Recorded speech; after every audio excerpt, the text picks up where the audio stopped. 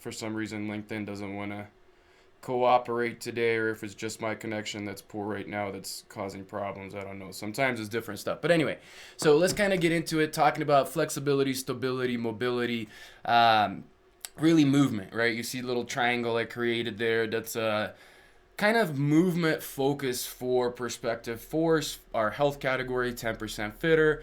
Before I get into the workshop, let me kind of explain everything you see on the screen. So first of all, what is being fitter? Fitter is not about running more, doing more push-ups, sit-ups. Sure, those are small components of it. Fitter is what health can truly accomplish for you, for your life, and for your business. So you can see there on the left-hand side, it talks about forward-thinking, intrinsically motivated, tenaciously passionate, trusting in self, emotionally intelligent, and resilient to external, right? So forward-thinking means that you're able to not live in fear. Your brain is not cluttered. Your head is clear, and neurotransmitters are where they should be. You're looking ahead and able to be strategic. You are intrinsically motivated, right? That stick and carrot stuff is not what works best, but the point is you are actually motivated, and it comes from inside of you.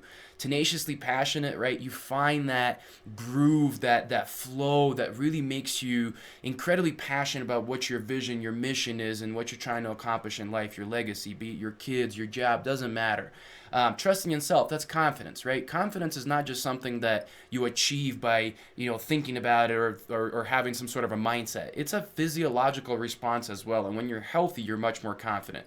When your health is hindered, your confidence is hindered as well. Emotionally intelligent, right? We talk about a lot, a caged animal and powerful human that lives within us. Not one is better, not one is worse. There's certain times when we use one and certain times when we use the other, and we shouldn't cross those over. So, I teach to make decisions with logic while considering emotion.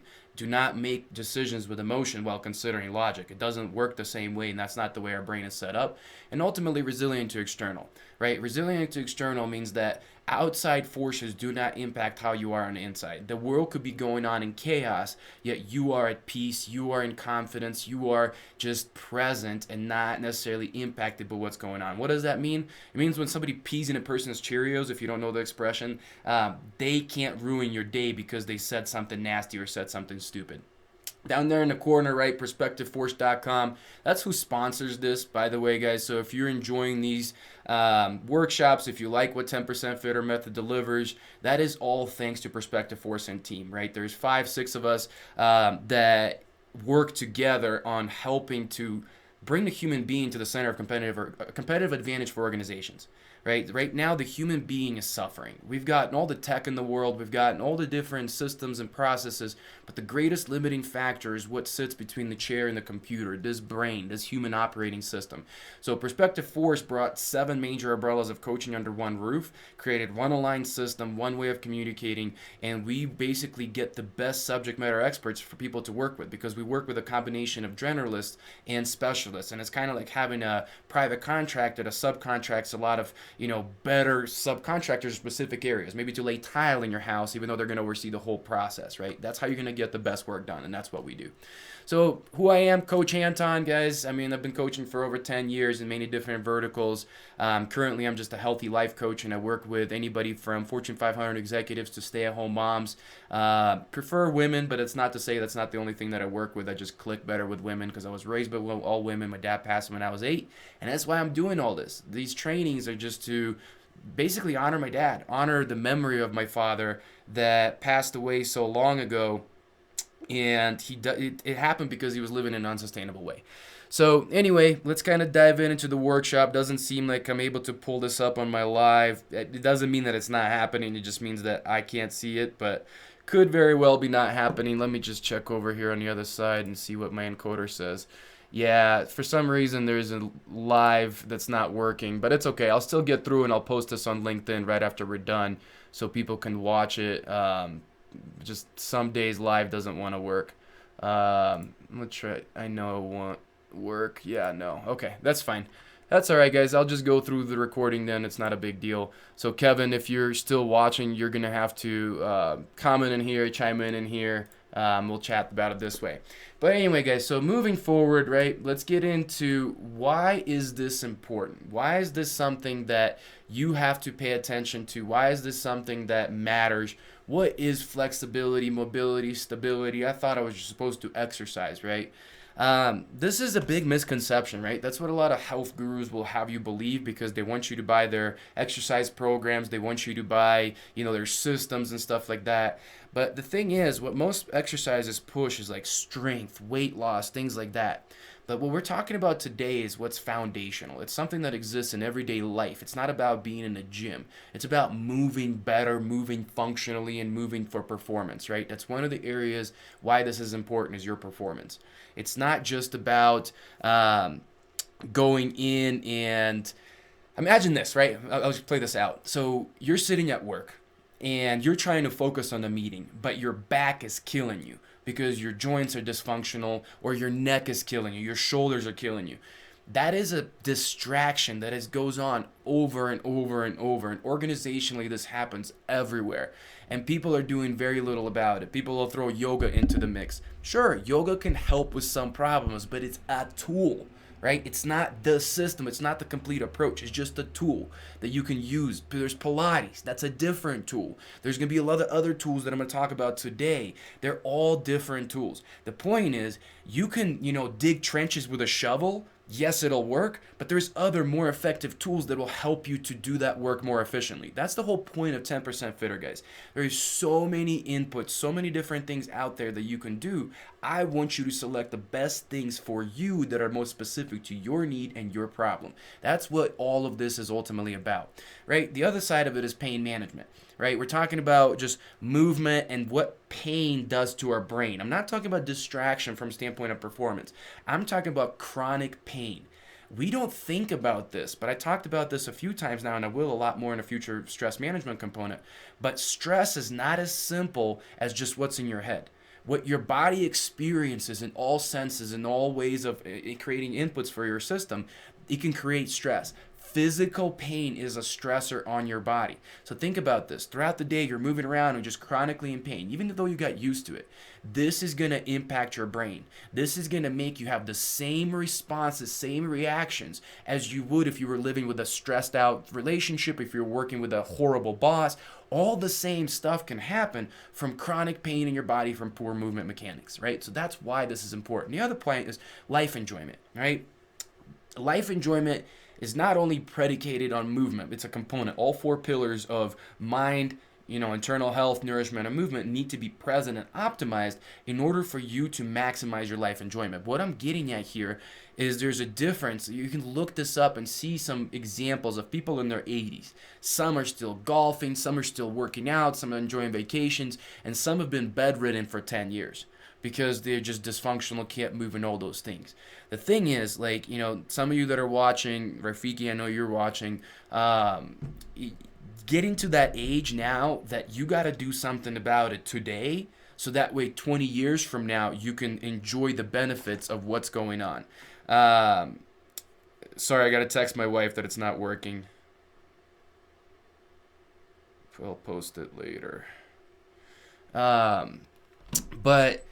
So, life enjoyment, right? You got to do something about it right now. It's not the older you get, the harder it is to correct these things. The more your tissue doesn't, regenerate itself. Ultimately, boils down to your DNA cannot do the things that your DNA used to be able to do. So, in the 60s, you can do it. You can even do it in your 70s. Sure, you could technically improve in the 80s. You can always improve. But how easy it is to improve and how much more success you'll have by starting earlier is all going to be predicated on how early you start. But don't forget that it's never too late, and irrelevant of your age, you can make this better. I know a personal friend of mine who's probably 74 now. She can pick up more weight off the ground than most men I know.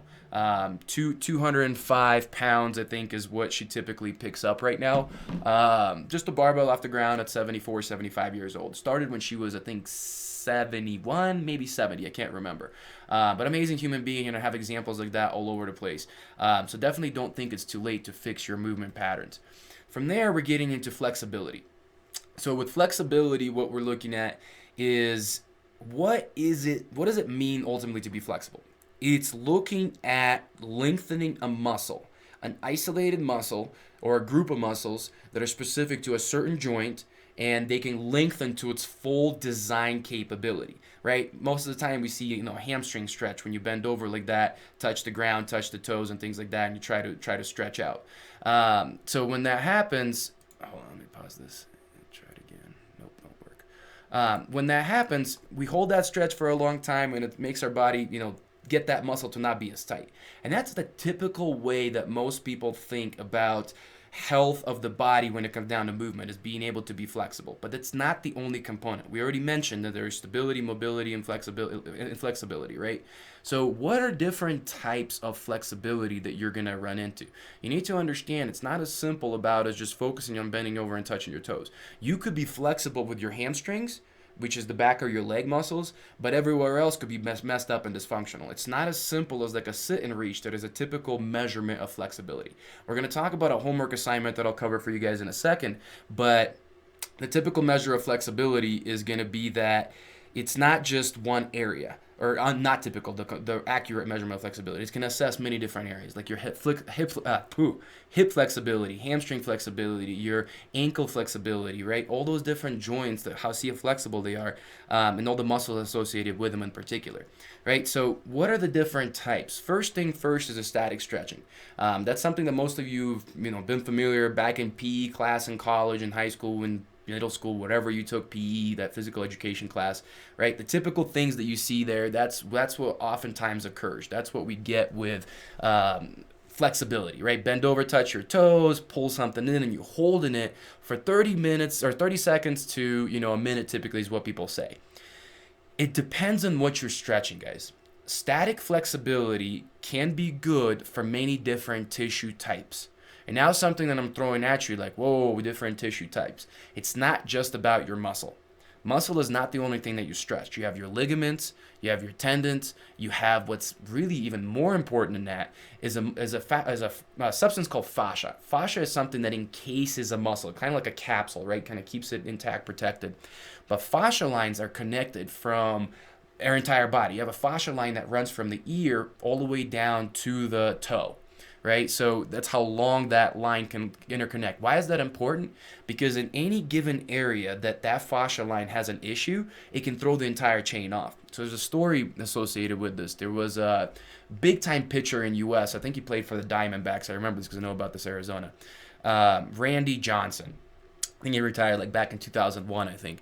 And he had a powerful arm. Man, that guy could throw a fastball. And what happened is he started to have issues. He started to have problems with being able to get power on his throws, right? So that's something that they wanted to address. So they brought a bunch of specialists in, and they wanted to see what was it that was really going on. What was it that was happening that was causing him to fail this. So all these specialists come in, they're looking at his shoulder, looking at his elbow, right? And he's not getting the perfect rotation, but they can't figure out what's going on.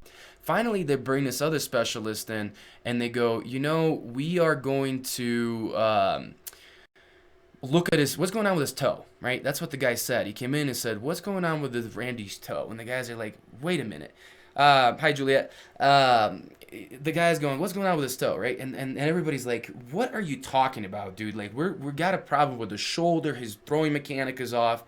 But since you mentioned it, he had turf toe a couple months ago that I think is still healing.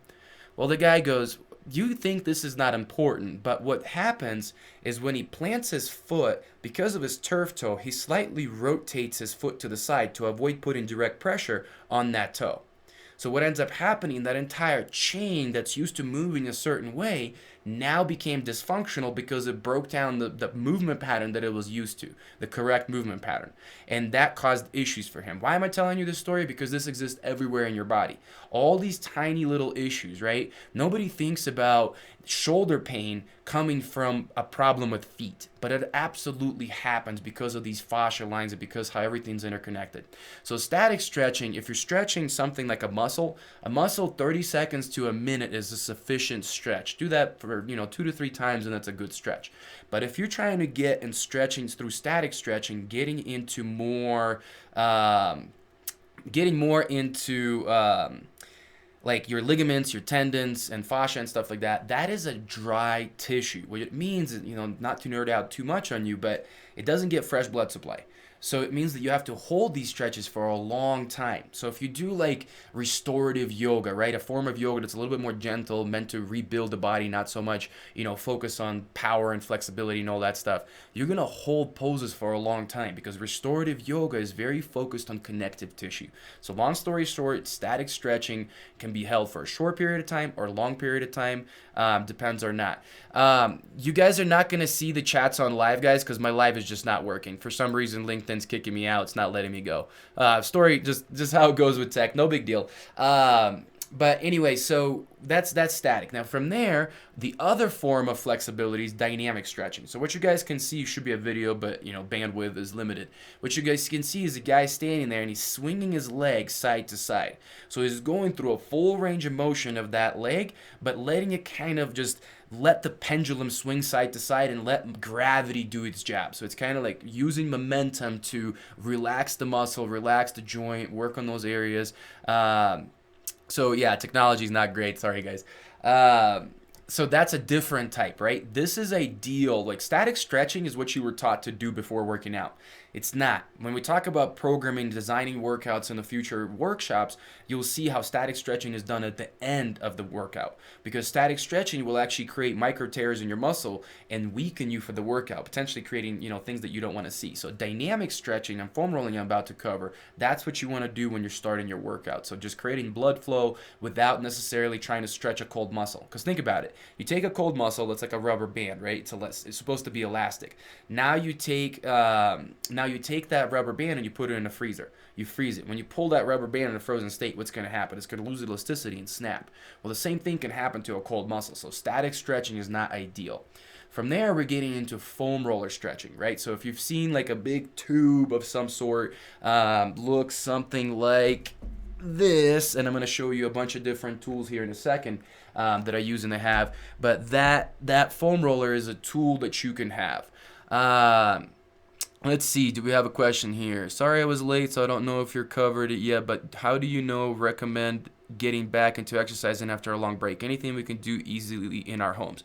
So good point, great question. What they're asking basically is, we've not been working out for a while, we want to start exercising. How do we make sure that we start the right way? This is it, exactly what we're talking about. You need to start working on your stretching, you need to start working on your mobility, and you need to working on your stability. And I'm going to cover all this, and then you guys are going to get a homework assignment with just a few minor exercises and video. Because you guys are on the webinar, you get my homework assignments in the emails. So you'll get gentle things you can do at home, doesn't require a lot, as well as an assessment that'll pinpoint which ones are going to be ideal for you. So we'll cover that. Great question. Thank you so much. So foam rolling, right? With foam rollers, you can see there's different ways to roll. What you're basically doing is you're simulating deep tissue massage, right? So what happens, this is really good for fascia, but also other areas, but the fascia is that substance I talked about encases your muscle. What happens, Ryan's kind of like in strands, just like your muscle does. But sometimes due to poor function, scar tissue happens from, many different reasons. But imagine it overlaps, right? So instead of lining in strands, now it overlaps. Now we can't really stretch it out. So what we've got to do is we've got to apply direct pressure that kind of stretches it out and pulls it back into how it should be. Great way of doing it is deep tissue massage. I recommend it for everybody, but not everybody can afford regular deep tissue massage. So this is what you can do instead. I'll show you some other tools here when I get to the tools component, but this is the things you can do to start using that. It's a cheap thing you can buy at a store. I think you buy it for like $30, one of these foam rollers, and it's great. It hurts. Why does it hurt? Because you have scar tissue and problems, that's what it hurts. If you do this regularly, the pain subdues and eventually can really go away. The more it hurts, the more your body's telling there's a problem in that area when you're rolling it, right? So you roll all these different muscles, and I'll give you guys some examples of that in videos and how to do it, but that's just an example of foam rolling. Simulating deep tissue massage and why it's so good, because it does something that stretching and dynamic stretching can't really achieve on their own.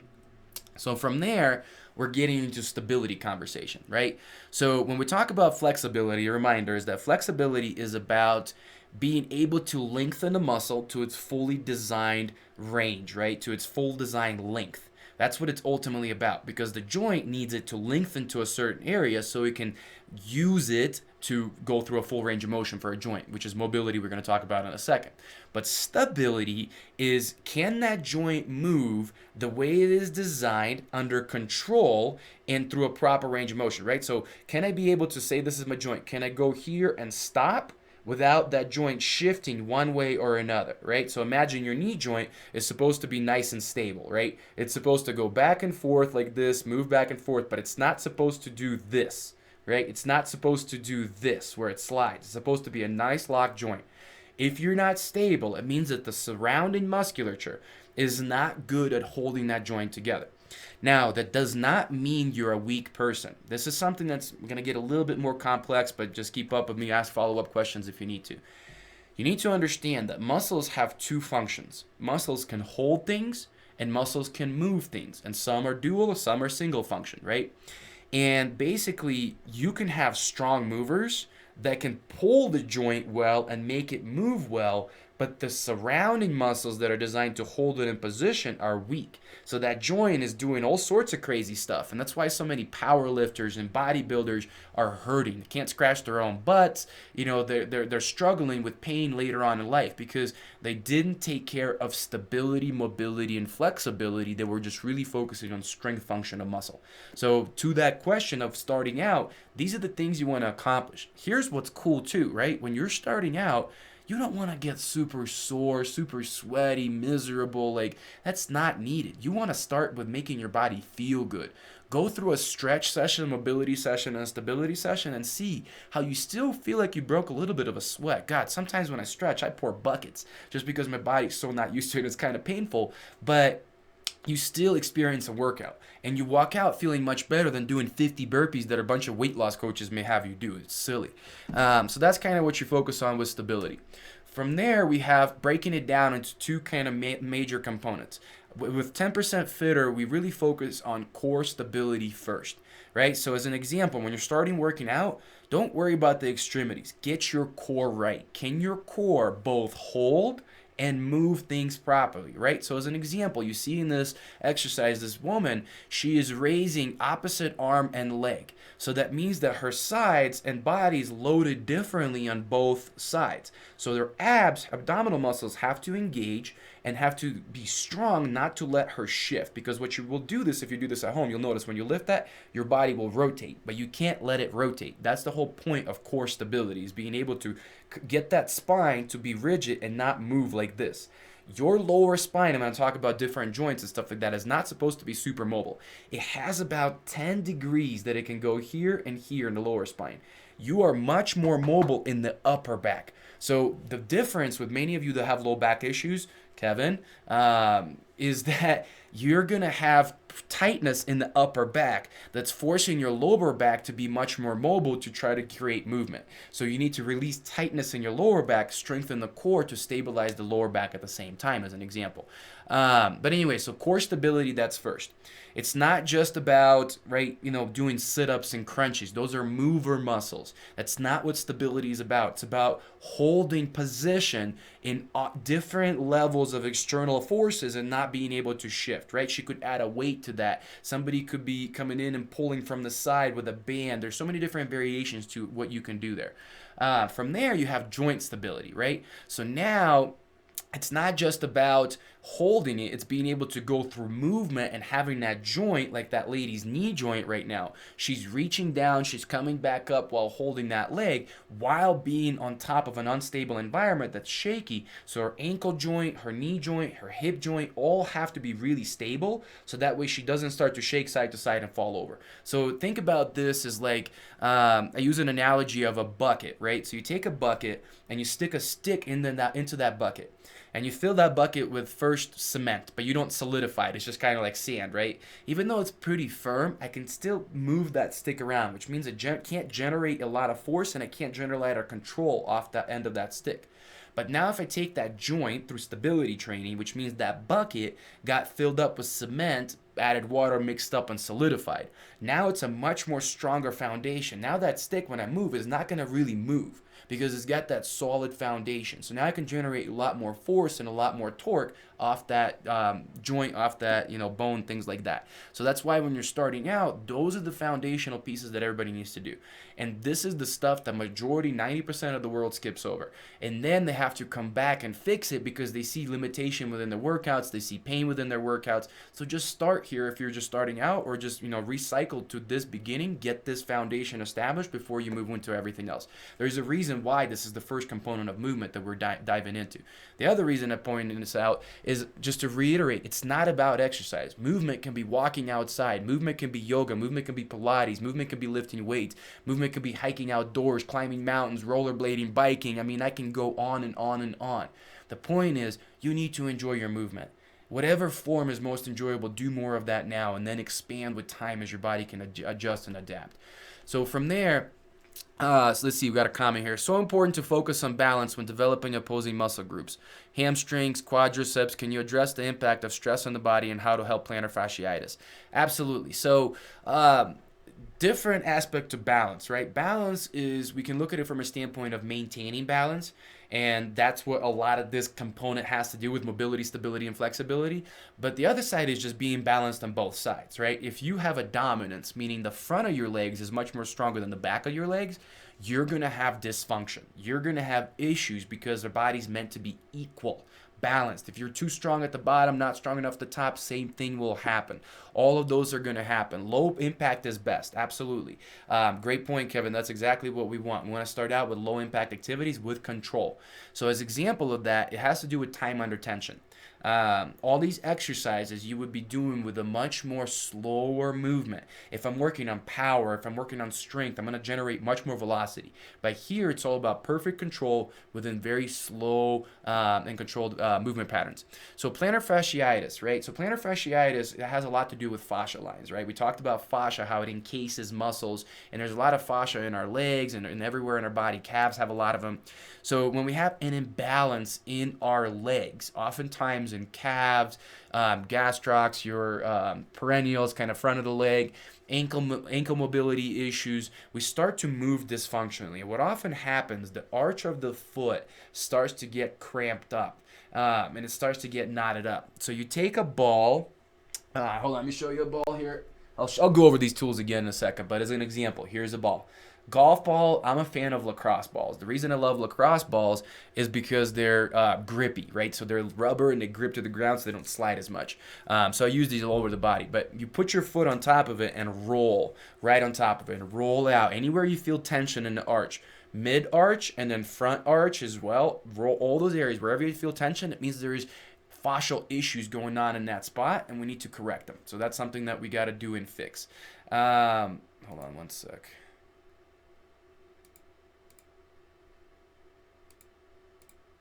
My green screen's been struggling with life lately, not doing what it's supposed to be doing, so I apologize for it being fuzzy. I don't think I can adjust it. But anyway, okay, we got another question. Are isometrics a good tool to use? Yes. Good job, Kevin. I'm impressed, man. What a great point. So isometrics are a great tool to use. Why are isometrics a great tool to use? Because you put your body into the perfect position. So you've aligned it there. And then instead of adding the more difficult degree of movement to it, you just need to hold it in position. It is huge for stability. Stability is done really well with isometrics. It's like going, as an example, you could be moving in a body weight squat, right? Moving up and down, squatting up and down, and then taking random pauses at specific degrees of difficulty, right? Maybe in the beginning, you're just doing a quarter squat pause. Then you learn to do half squat pause. Then you learn to do 3/4 squat pauses, right? Bottom holds, all those things. Isometrics are a great way to safely exercise. The other way to do it, I mean, I'll cover BFR. BFR is like occlusion therapy and stuff like that in a future topic, but it's where you basically limit blood flow to a muscle, increases metabolic damage, so you can use lighter weights and you can use more isolated and isometric movements, but it still creates a great muscle growth through human growth hormone. But I'll cover that in the future. I don't want to confuse people. So then we're getting into mobility, right? Well, let me make sure I cover everything. Yeah, mobility. Mobility, as you can see, this lady, she's taking the bar and she's bringing it all the way around her body with straight arms. So she's working on her shoulder mobility, her thoracic spine mobility, upper back mobility, chest opening, all those different things.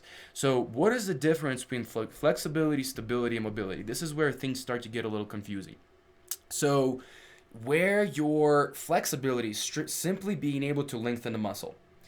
Somebody can be flexible but not mobile, which means that they're flexible with their hamstrings, but there's so many issues with how their hips move, they're not actually able to bend over fully and touch the ground, even though the limiting factor is not the hamstrings, it's the hip joint in itself.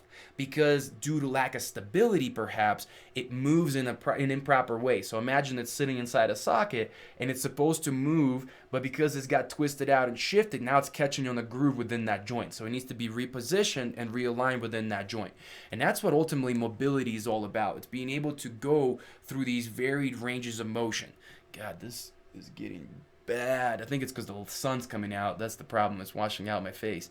It's okay. You guys will suck it up. I believe in you. Sorry about it. It's really, I don't like poor quality.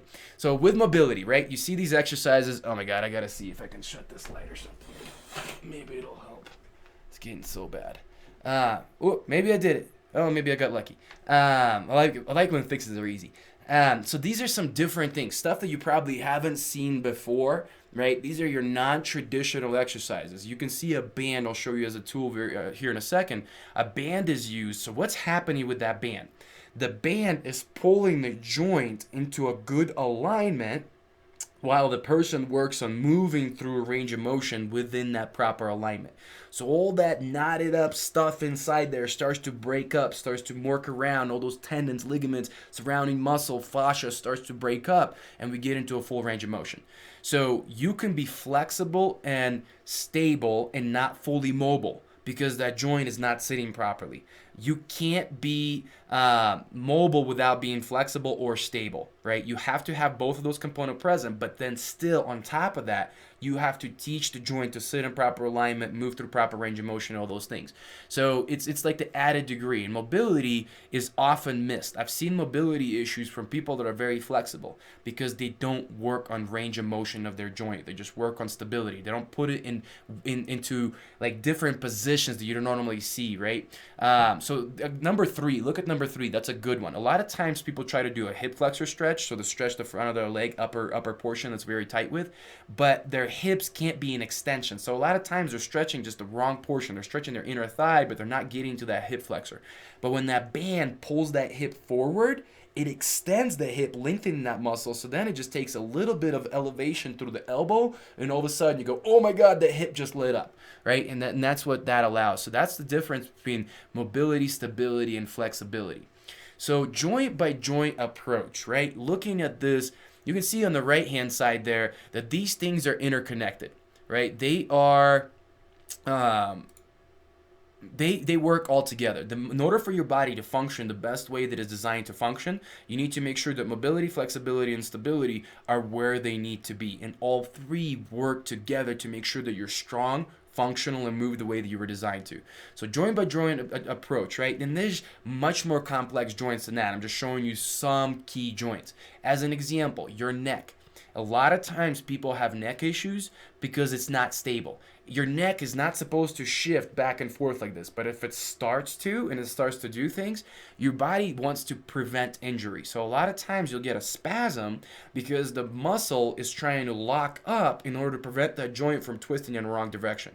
Why is that happening? Because the surrounding muscles are not supporting the vertebrae to not move back and forth how they should. Because maybe your spine is in the wrong position because you got a forward head posture because your thoracic spine is in the curvature and instead of an extension, right? So all of those things will play a role in it. Let's see here. We got a comment. Lack of mobility makes me think of what I used to hear called being muscle bound. Yep, kind of, but think mobility is a little bit more skeletal bound, right? Because it's more of your bones and more of the skeletal structure that gets in the way because we're in a wrong position with that joint due to lack of mobility and stability. But good point. Yes, that's a good analogy. So our joints kind of alternate between the need for stability and mobility. Why? Because if both our ankle, our knee, and our hip moved around, that'd be tough to control. So our ankle, as you look, is meant to be mobile. It's meant to move around, right? All around, all degrees, no matter what direction. It's meant to go that way. Your knee is not. Your knee is meant to be stable and really just bend back and forth. Your knee is not meant to twist like this. Hip, again, supposed to twist. It's supposed to go all around in all different motions. Some of your hips don't move at all anymore, but the way you dance salsa, just kidding, my hips don't move that well either, but I'm always working on it. But then stability of the spine, right? So if the hip is unstable, then we need the lumbar support, the lower back, to be tight. And I already mentioned this, only 10 degrees or so of flexion in every direction that your spine can do. It can move, but you shouldn't be trying to move through your lower back. It should bend back and forth like this, but not this way. So if that's happening there, what should be? Our T-spine, right? So that middle spine, you have three portions of your spine. You have your cervical spine, which is your neck, your T-spine, which is your upper back, and lumbar, which is your lower back. And most of the time, like I said earlier, lumbar, low back becomes problematic because we have dysfunction with the hips and we have dysfunction with the thoracic spine. They don't move how they should, so it forces the lower spine to move around more, and we're weak in our lower abdomen, so we can't support those muscles through stabilizers. So hopefully now it's starting to click how all this works and why it all connects. And then so we need to be mobile through our upper back, so then we need to be immobile through our neck. Now, once again, joints like your elbows, wrists, once again, this is going to be a stable joint. These are going to be need to be mobile joints, right? So those things start to happen. Clavicle, all those things start to come into play, and we can get much more detailed and much more specific to every joint, but you get the point overall. So tools available for you, right? So we talked about this. Guys, if you're watching this recording, by the way, you see all these www.perspectiveforce.com/10% fitter. If you want to make sure you get the homeworks, you want to make sure that you get all the future recordings, all the past recordings, just go there, register, and you'll get these things in the emails. So if I do this, I can dance better. For sure. No doubt about it. You will move better. Now, I can't promise you'll move with rhythm. That's a different component. I got no rhythm at all. Like, I am so not rhythmic, but my hips can move at least if needed be. I try to hula hoop to try to get that thing going from time to time. My daughter beats me at it. But anyway, so tools. I'm just going to show these to you because I have a bunch of them right next to me. It's something that I use all the time myself with clients. Simple lacrosse ball. One of the most foundational tools you should have. My hips can move, but they do lie. Yes, very true. So a lacrosse ball, right? It's grippy, it's hard, so it's very hard, and it gets into areas that you can't really get into well. I'm a fan of using it into my chest, like right here, tough to foam roll, and you got all sorts of issues here. I'm a fan of using it in knots in my back, especially like right underneath the shoulder blades in here. I'm a fan of using it in my hips, really digging it into areas that are just so bound up that a foam roller can't really get into. But that's one of the tools that you have. Another tool I already mentioned is a foam roller, which you guys see on the screen. They make long ones, they make short ones, lots of different variety of those. They make foam rollers that are just regular foam rollers, or they make like these vibrating foam rollers, which I'm a fan of because it creates extra release. Because here, let me turn it on. Hopefully you can hear that. Vibrates, right? So it's a vibrating, has 3 settings, fast and the fastest. They make all sorts of vibrating tools now because it helps to release that muscle. From there, you have different apparatuses, like different balls. So it's kind of like a foam roller, but it's round. Yep, lacrosse ball, $5 at Walmart, piece of cake. No excuses, guys. The point is, 10% fitter is meant to be for any level. It could be somebody that can't afford fitness, is just starting out. You're living in Africa. You can find a ball. You can get some twine and make a hard ball out of it. There's ways to go around it with low income. And it's meant to be for anybody and everybody that can afford expensive tools and is at a high level and really needs to increase their performance, guys. Because I've been coaching for a long time. I can help anybody and everybody. But the point is, this training is just for you to learn. But anyway, so these kind of things, they also make vibrating ones of these. I don't have one on hand, but they do make ones that vibrate like this.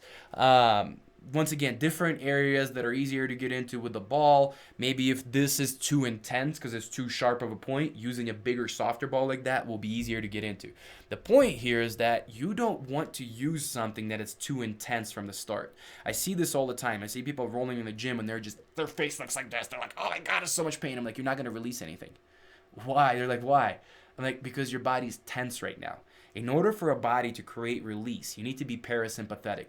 Deep breaths, calm environment, calm state, so the muscle can let go of that tension. If you're like this the whole time when you're trying to stretch, it ain't gonna work very well. Your body's not gonna make that release. So you have to find apparatuses and tools that are applicable to your level. If you're bound up, like Kevin was saying, then you may need to start with a lot of soft stuff. Like those foam rollers, an example. They make different ones. They usually have white ones that are super soft, blue ones are a little bit harder, and black ones are usually the hardest. Oh yeah, shoot, I didn't grab the stick. Actually, hold on, I have it. Let me show this. I do have it. It's funny, all these tools you guys bring up, I probably have. Hold on one sec, I'll be right back. I'm just right here. I'm not going anywhere. I'm grabbing my Theracane, one of my favorite tools that I totally forgot about. There's lots of different variations of these, and the point is it gives you ability to manipulate areas you can't get into, right? Get right into that trap, get into your back, underneath the shoulder blades. You can get into the hip, different attachment, different levels to dig into. So this is called a Theracane, something of that nature. Some people call it a stick. There's also other rolling sticks that are used that are basically like a roller that you grab with two hands and you roll across, but that's usually for other people to do on you, so that's why I'm not showing that. Other tools you have, this one is one of my favorites. So if you have upper back tightness, this little peanut is amazing because what it does is your spine goes right into that groove, because with foam rollers, the spine gets in the way. But there's so much knots and different things that exist between the shoulder blade and the spine, right in that kind of groove area. So that gets in there, roll up and down the spine, especially in the upper back. This helps tremendously, guys. This little peanut, I think it was like $12, $15 on Amazon or something like that. It compresses and moves around. But it's cheap. I used to make these cheaply. Take a couple lacrosse balls, take some tape, and tape those two together. Like, once again, like, you have done this before so long ago that these things didn't even exist back then. So that was some old school things that we did. So back best for neck tension. Yeah, this is going to be the best for neck tension, because once again you can get into that neck area and get up in there. But the thing is, neck tension can come from lots of different areas. You don't just understand, I have neck tension, I need to stretch there. No, because neck tension, like I said, could be coming from too much of a forward head posture. We spend so much time on our phones these days, so when we're like this the whole time, this is a lot of tension. This gets weak and it doesn't support. But when we find that extension, then this neck is now supported. It's stacked up and it's much easier. So it's not just about release. You need to understand, when you have issues with your joints, with your pain, simply going to a chiropractor doesn't work. Why? Because you need to move the joint back in position, but then strengthen the muscle around it and release the muscles that are putting it out of alignment. So it's a three-pronged approach. Similarly, why yoga alone doesn't work. Yoga can make you really flexible, but it doesn't mean it's going to make you strong. It doesn't mean that it's going to make you controlled, right? So that's not necessarily one and the same. So it's a combination of multiple different tools that will help. Alexander technique. I'm not actually familiar with that one, so I'm not sure. Somebody's asking if I'm familiar with an Alexander technique. I'm not familiar with that one in particular, or at least, that name. But, with neck, ultimately, it's just lengthening your neck, looking to lengthen. It's the same thing with back. A lot of our pain comes because of compression. So imagine if your body's always in that forward flexion, those vertebrae are getting crunched down and compressed. So anything you can do to find length, that's what's good. That's why inversion tables are so good for back and neck and things like that, because we're going upside down and we're pulling them apart instead of compressing them. Body alignment combined with spirituality. Sure. Alex, what it sounds like, the reason for it is there's so many different things like that exist out there. So Alexander technique sounds like it's body alignment combined with spirituality. There's so much stuff out there. What is that doing? Ultimately, it did what I said. combining, making your body be more relaxed, making your body be parasympathetic, and then putting you in alignment. So it doesn't, the spirituality component is just their way of accomplishing being parasympathetic, but there's so many ways to do that. You can, somebody that's religious can still find being parasympathetic. That's Christian, that's Buddhist, that's, Islamic, it doesn't matter. They can be atheist and still find being parasympathetic. The problem that I have with that is when people isolate and they said it's a method that focuses on spirituality and lengthening. Sure, maybe that's for some people, but I'm going to say broader parasympathetic nervous system and alignment and flexibility. Any suggestions for observing when your body is out of line, sticky neck? You're going to see, I'm going to show you a little bit of just a minor movement assessment here in a second. There's a homework assignment for you to take a look at. But, looking yourself in a mirror, right? Some people are like, Anton, you're so conceited, you're always looking in the mirror. Guys, I am not. Like, my external appearance, I don't care. If I'm looking in the mirror when I'm moving, it's because I'm checking my movement. I'm looking at my alignment. I'm looking at my posture. I'm seeing if I'm rounded through my shoulders. I'm seeing if my hips are coming back and they're not underneath me. I'm seeing where my feet are landing when I'm moving. There's just so many different components. If I'm working straight, I'm seeing, is my gait properly? Are my knees caving in a little bit, right? Is my weight shifting side to side, or I'm staying, kind of even and balanced? So many different ways of looking at it. Functional movement screen. So now we're getting to kind of what your question is. We'll be wrapping this up pretty soon. So functional movement screen, FMS, isn't actually a certification. It's a method that was developed. I'm not FMS certified. I never went through it, but even though I used the tools and stuff with it, I never went through the actual training. Just had FMS coaches teach me that I worked with. But basically, there is 7 movements that require balance, flexibility, and mobility, and stability, ultimately, in order to move properly. You can tell, like when you look in a mirror and you stand there and you raise your knee, you can tell that if it's moving properly and it's symmetric, or if one knee comes in more, one knee comes out more, or if the body's rotating, you go to stand on a single leg and all of a sudden the whole hip pelvic shift occurs, you can usually tell what that asymmetry is created, right? And that's when you know there's dysfunction.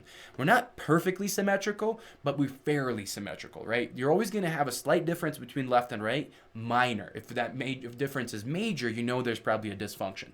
And then you're going to score each movement, right? So this is going to be your homework assignment. I'm going to show you the movements here in the next few slides, but 0 means that you have pain during movement. So you experience, I'm lifting my leg and I feel my hip, my back, something hurt in my body while I'm doing that movement. 1 is you have a failed movement pattern, meaning that it's just dysfunctional, right? You're not able to move properly. You're not able to get it to move how it should be. Something stops, but it may not be painful, right? 2 is pass with some compensation, right? So I see myself lifting my leg up, my knees going up, but I notice my pelvis is tucking, right? I'm not able to keep my pelvis neutral, so it could indicate some lower abdominal instability and things like that. But ultimately, I know that something had to compensate. Even though I completed the movement was pain-free, but my body had to use muscles in the way that it wasn't necessarily designed to do. You would get a 2. And then 3 is pass with no compensation, right? You stayed symmetric, body didn't use muscles it wasn't supposed to use, everything was pain-free, and you completed the movement fully. Right, so now getting into those movements, 7 movements. So first one is a hurdle step, right? This is looking at functional movement, and basically you have something that you step over, just a little bit lower than knee height, and you holding this bar overhead, chest is open, and you're seeing how well you can step forward. What you're gonna notice, some of you holding the bar, you're gonna dip one way or another. You're gonna see your body rotate one way or another. You may see your pelvis shift, you may see your knee move, and you may not even be able to raise your leg to step over it. Who knows what level of functional movement you have within yourself. From there, we have your deep squats. So deep squats are gonna be just, first of all, many of you won't even be able to drop down into a squat while holding your hands overhead. That's just something that's difficult in itself, practicing that. But then when you do that, take a look. Does one knee is higher than the other? Is one butt cheek rotated, one's not? One lower, one higher? Is one shoulder rotated and one not? All of those things. Yeah, you can do those without holding the bar. But at the same time, most of you have a broomstick or something like that at home that you could utilize, or a mop stick, something of that nature that you should be able to find a bar, because the bar will easily to tell rotation, right? It tells you how the hands are moving. If it's not flat, it's not, it's twisted, then you know there's a problem. So deep squat, right? Being able to get into depth, seeing how low you can go. As you can see, we call this ATG. Excuse my French, but it's called ass to grass, right? Being able to come down to where your butt almost sits down on the ground.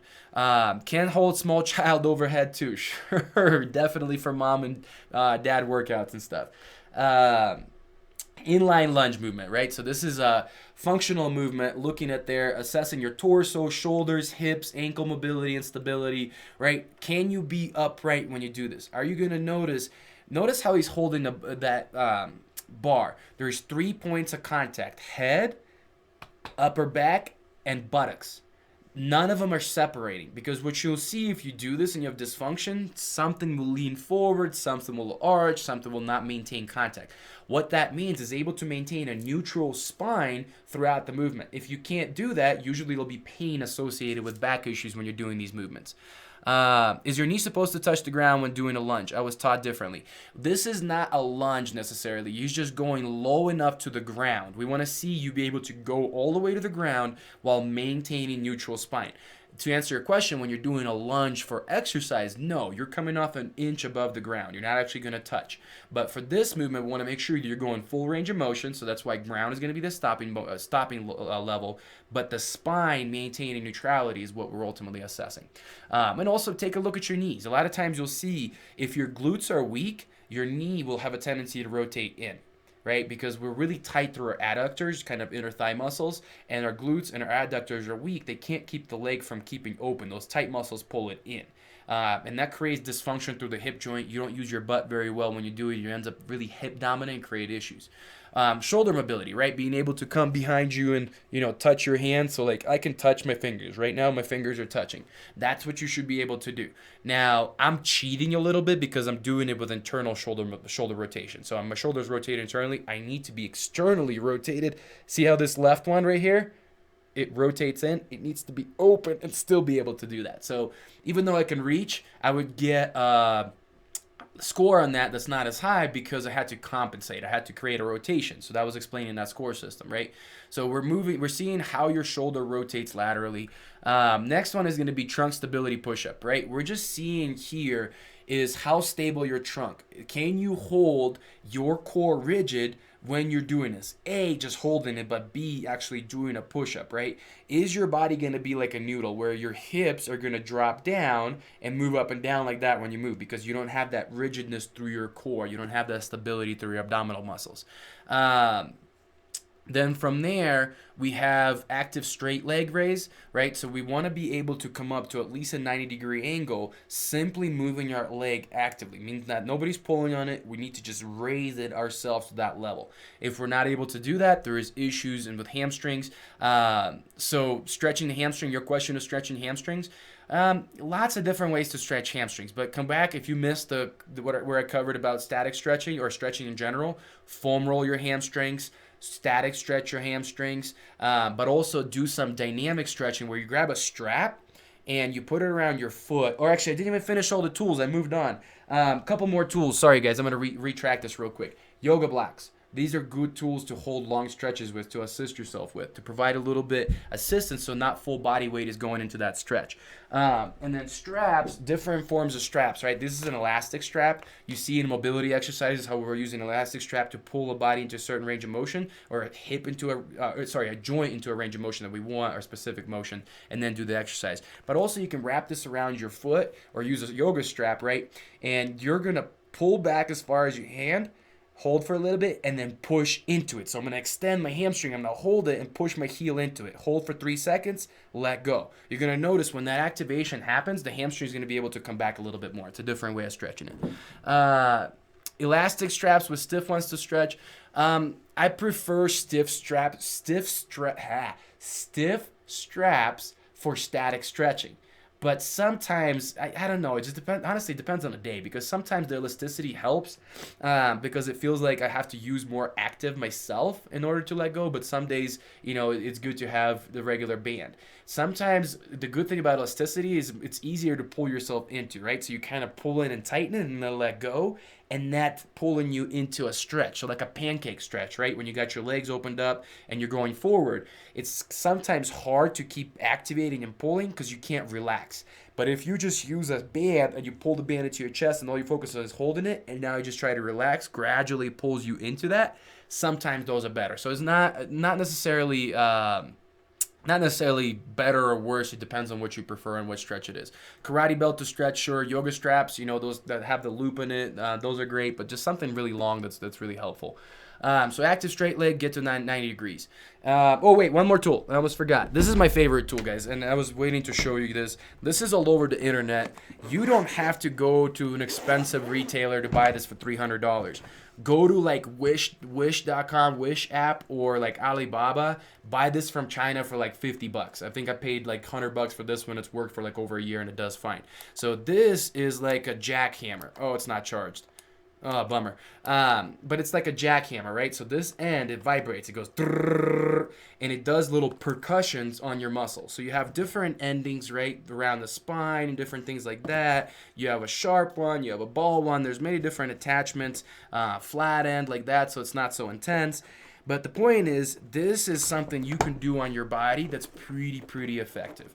Obviously, hard to get into your back. Usually, a partner or somebody else needs to get in there. But these things are amazing. I've lived by this for about 3 years now, and I absolutely love it. You got some pain before working out. You hit those areas up, opens you up, releases. It's really good. All right, so then moving on, last one is rotary stability, right? So you should be able to, this person is basically kicking their leg, opposite arm and leg out, or actually they're on the same side, and bringing it together. I prefer going cross body, but this example is going same side. The point here is you should be able to extend and imagine a cup sitting on your back. That cup should not fall off because you're maintaining stability through the spine. You're able to move back and forth without the hip shifting back and forth, right? Without that misalignment occurring. If that's happening, you can't keep a ball or a cup up there, then you know that something's off. So just kind of watch it in the mirror. How do you feel about all of those tools people are buying to do lazy exercise, battery-operated stomach belts? Gimmicks. So I'm not a fan of that. Now, can it have some degree of application? I'm not saying that it can't. But there is some tools that are really effective tools. Like I mentioned, BFR. I don't have it. Maybe I'll show you in a future one. But it's like occlusion therapy. You cut off your circulation. You pump it up. Then you work out. But it's like a medical device almost.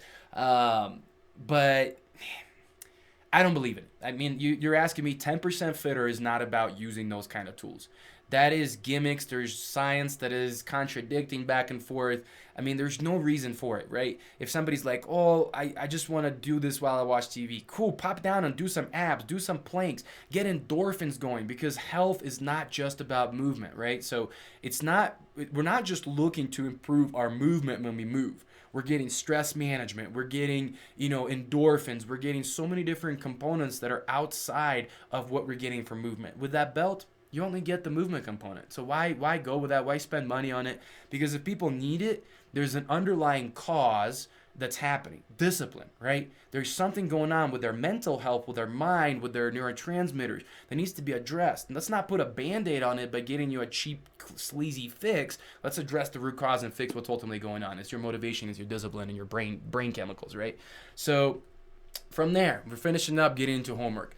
So with homework, score yourself in the movement assessment, right? So you're going to score yourself, I'll send this. Score yourself in the movement assessment, rewatch this if you need to. Identify specific areas that may be problematic by circling them on your body chart. So just imagine the body, right? You got your blank body. Circle areas that are problematic. Because then you need to work on this stuff, identify and create plans to fix it. I'll show you some things, but guys, I only got 25 hours to teach you. I mean, if you really sat down and you said, Anton, teach me everything you can teach me, I probably need like 500 hours. But this is all meant to be macro level because I don't think anybody would sit through 500 hours of these things. Even 25 I think is steep, but I just couldn't squeeze less than 25 to really teach you the full picture. But anyway, so identify a specific area and work on doing things that are specific to that area. So practice the stretching and mobility and stability exercises specific to your areas of need. I'll send a few. I'm not going to send you, a library or anything like that. But with time, I'm hoping that by the end of the year, I will complete a free library for all of you guys for 10% fitter on the website so you can go and see that's aligned to our method. Because you need to understand, why am I doing this? Because all this information exists. There's nothing new that I'm telling you. But none of it, I have not seen all of this be connected this way and aligned to one system, one plan. It's all disjointed. You can't work disjointed because when the left and right hand don't talk to each other, you don't get effective plans. So that's why I'm releasing this stuff for you guys to understand once and for all, aligned to one method, one way of thinking. What's that macro level view of your health so you can address it and then get it better. And then so you'll get the videos, body charts later today, tomorrow, depending on your region that you're watching this from. But I'll send it out in an email. So if I don't have any other questions, guys, that's really all I got for you today.